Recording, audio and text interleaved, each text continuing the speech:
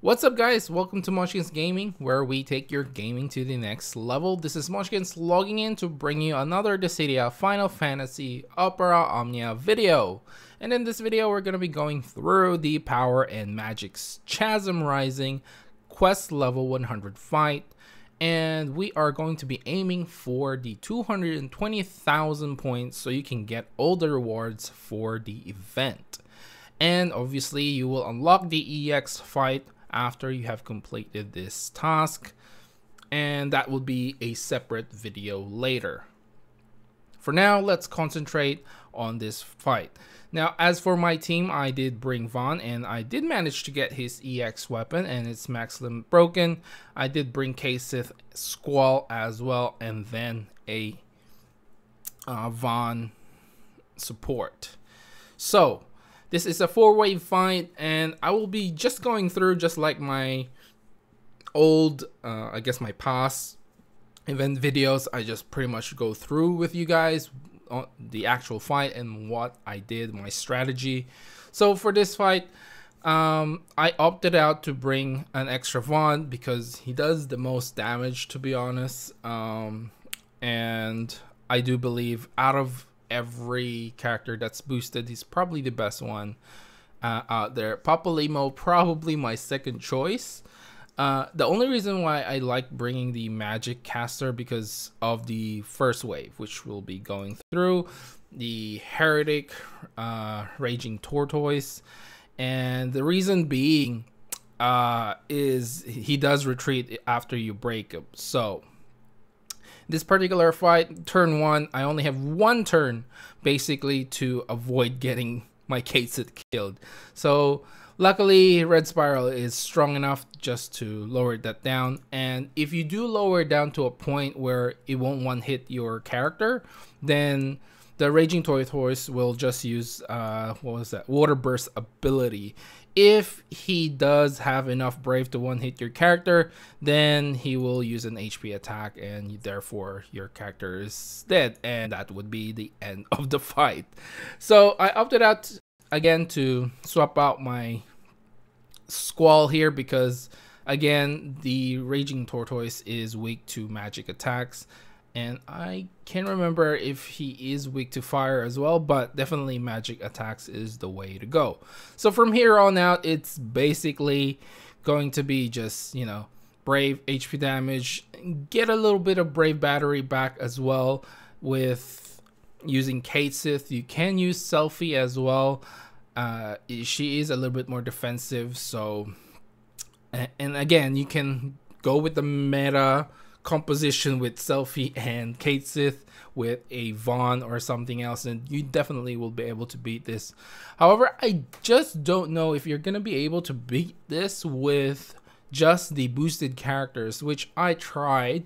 My Prish was, I believe, max limit broken, just no EX. I didn't get her EX, which was pretty disappointing.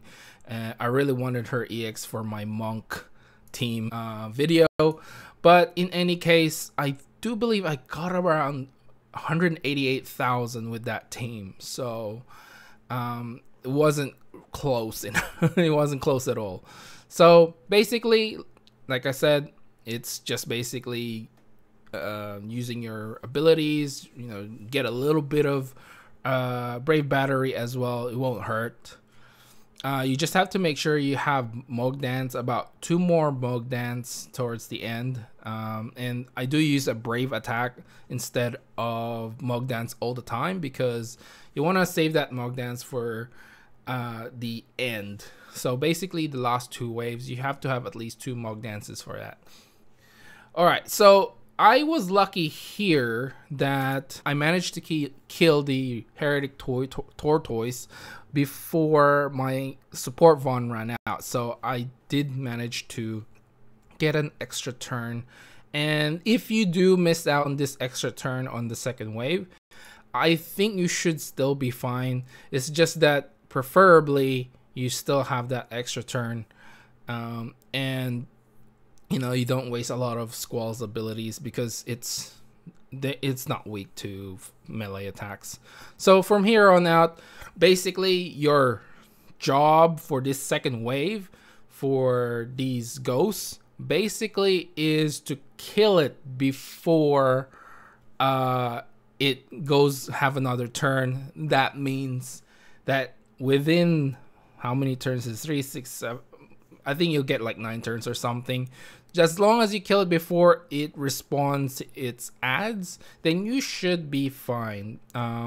Because that is a waste of like 2 to 4 turns depending on how fast you kill those ads.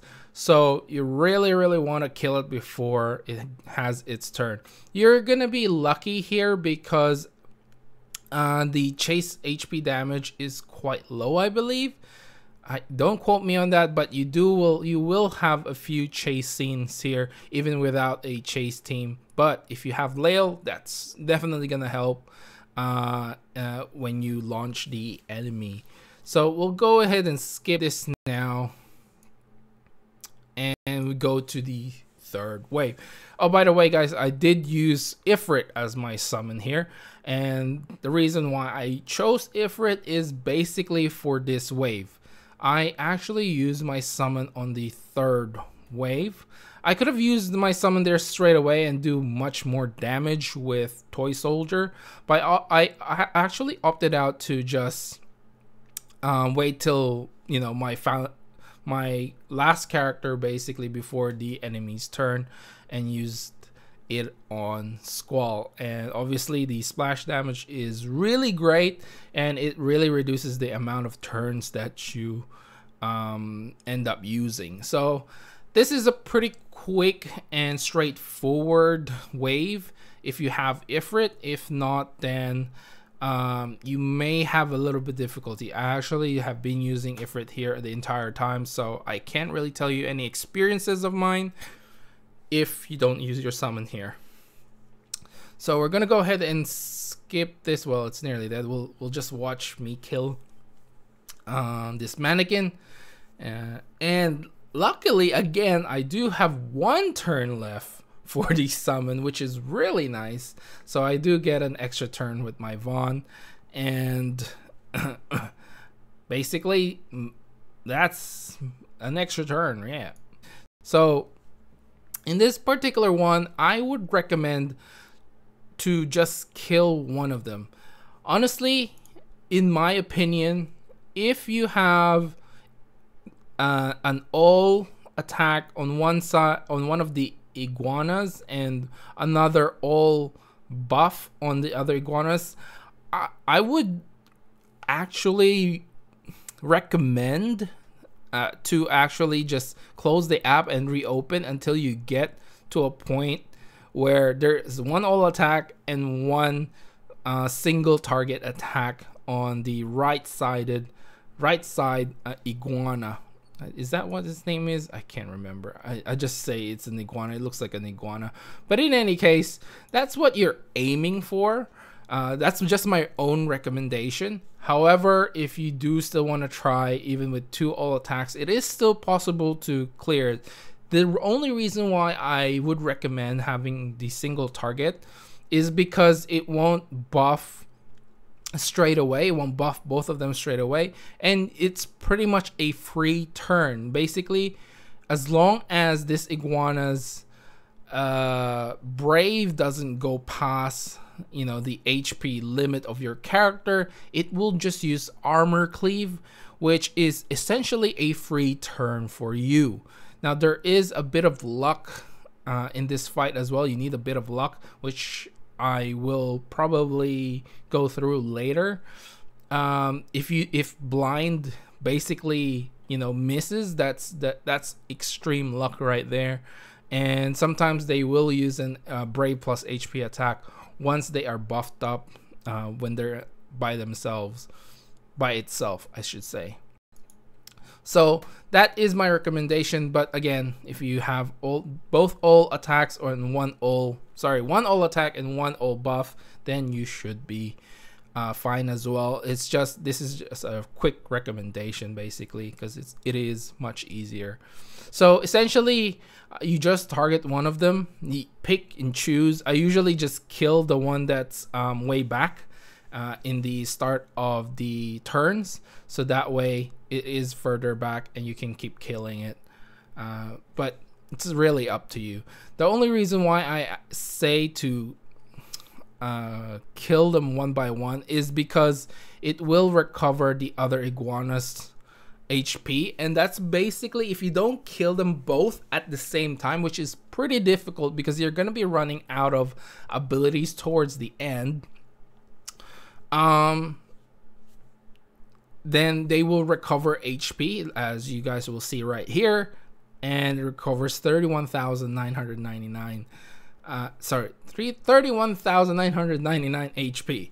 So basically, if you have been damaging the other iguana, that basically is a waste of a turn, and you don't really want that, because honestly, you're aiming for the low 40s for the number of turns here. So now when it does buff, it does get pushed back into turn order, so even if its turn is next, it will move like 3 or 4 turns, and you have enough time to kill it. Now hopefully you do kill it before it does get a turn, like what happened here, because if you don't, then it will use a Brave plus HP attack, which essentially one hits your character, especially if they get broken. So that is it, guys.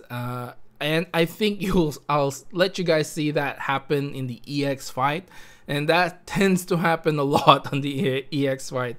Let me tell you how many times I've just restarted the fight because of that, and because of blind not working. So in any case, for this particular fight is obviously a little bit easier than the EX one, but definitely a challenge as well. So I think I'll end the video right here, guys. Remember to click like, subscribe, and share this video if you find it helpful at all. As always, I'd like to hear from you guys. Which team did you use to take down this fight, and how you got that 220,000 points? I know LVL is kind of broken with the chase at the moment, and unfortunately I don't have his 35 CP weapon, so if I do have LVL, I think this would be a little bit easier to achieve with all those chase HP damage. And in any case, I did manage to do it. And also remember to follow me on Twitter and on Facebook at Monchkinz Gaming. This is Monchkinz logging off, and I'll see you guys in the next level.